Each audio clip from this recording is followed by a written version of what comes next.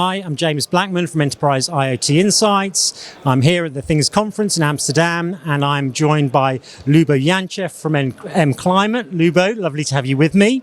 Lovely to be here. Lubo, give us a bit of a background on MClimate, a bit of a kind of potted history, if you like, what the company does, its position in the market, this kind of stuff. Sure. I'm the CEO and also one of the founders of the company. We started way back in 2015. We started with the idea to automate homes. And we positioned ourselves as a B2C smart home company. This didn't work out so much. We sold, maybe 10, 15,000 products for a couple of years. But then what happened is that LoRaWAN came. We were doing it with Wi-Fi back in the days, but we had a lot of issues, connectivity. We had to have a couple of people support team just to answer emails on why does it not connect to my gateway or router. Then we found out about LoRa at the beginning.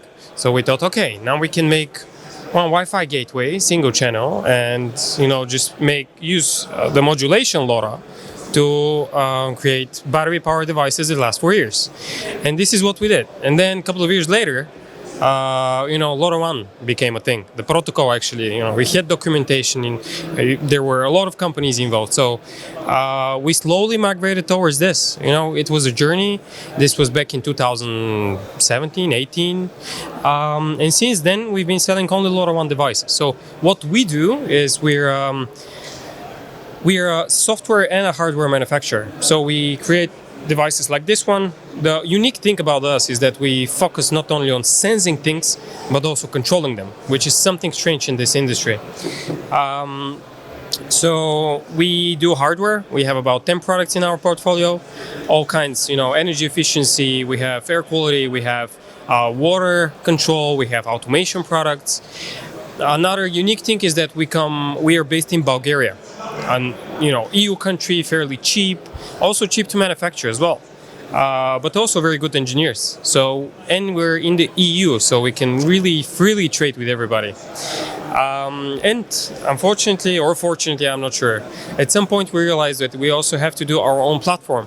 Because the platforms out there, the IoT platforms that are generic and cover like logistics, agricultural solutions, etc., are not really, they're a bit scattered, all over the place.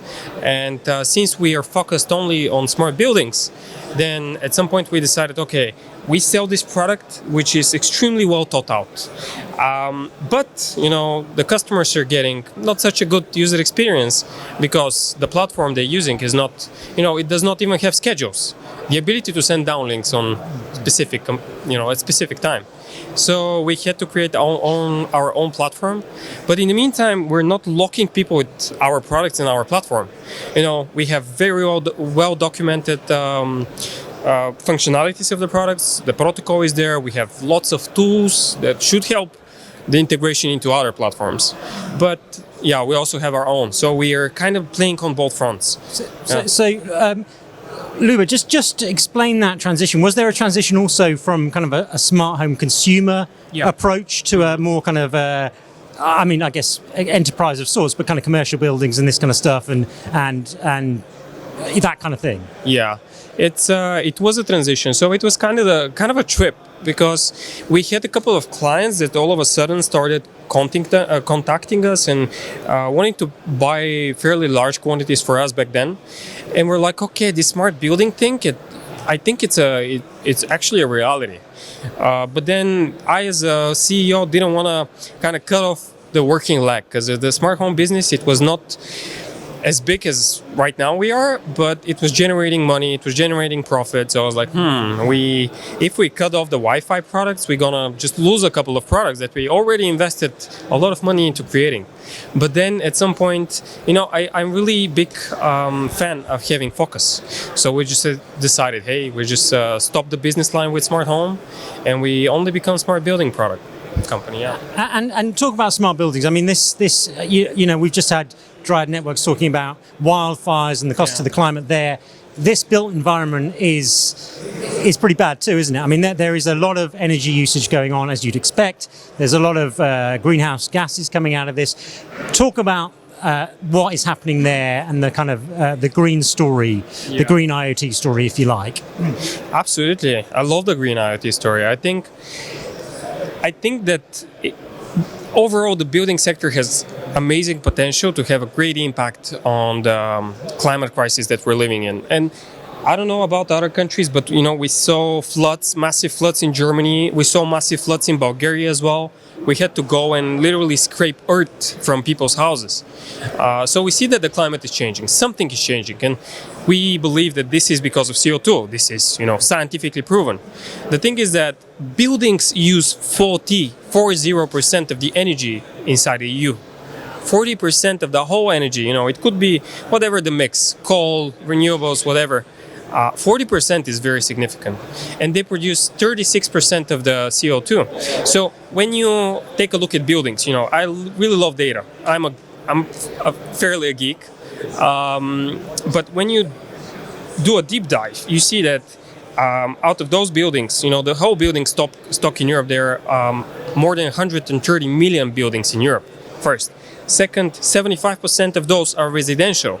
Third, the majority, also for residential and commercial, the majority of the energy goes towards heating, which is natural. I mean, even though we have, the climate warming, we will continue to, need to heat buildings.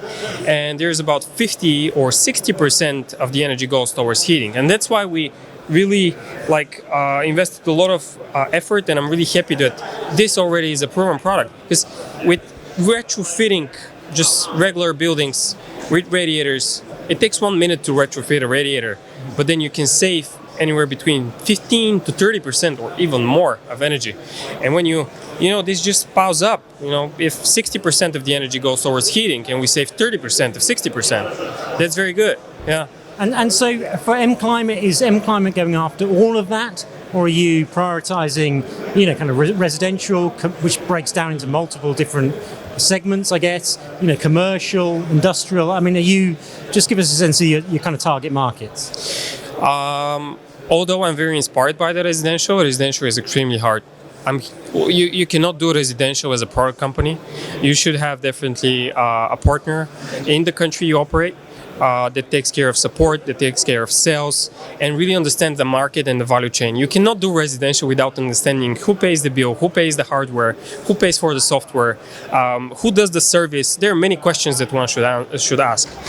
We as a company, we're basically towards the building market. I would say commercial and residential in general. But what are care homes? Is it commercial? Is it residential? It's kind of in between. So we do all kinds of buildings. I love it when people are living inside the buildings, but that's not the case always. So we have commercial buildings, like we have police stations, for example. We have hospitals, etc. So we're after the building market. We're not after automation. We're not after industry buildings, etc. We're just towards where people actually reside. Yeah. And Lyubomir, I've got to wrap it up, but just before I do, because I want to talk about the products. Just give a brief summary, if you can, of what you're offering: air quality, water monitoring, this kind of stuff. Just give us a sense of that. Very short. First, we are at a stage where we have manufactured and deployed more than 150,000 devices. So we're at a stage where products are working very well. We did a lot of mistakes. About the solutions, we have one for the heating. This is I would say the key product of the company. You can adjust the heating from here. We have a solution for temperature and humidity monitoring. We have one for CO2. We have a solution for controlling water on and off, for measuring water as a flow. We have a solution for measuring if there is a flood. We have sensors for open doors and windows. We have a button which has many applications. You just click it and something happens. And we're also preparing to launch a new product, which is a really beautiful e-ink display product, which is going to serve as a CO2 sensor, but also as a thermostat, wall thermostat. Yeah. Lyubomir, I got to stop there. I think I'm being rushed along. But look, Lyubomir, thanks for your time. Really appreciate it. And thank you. And we'll be back shortly with Edge Impulse.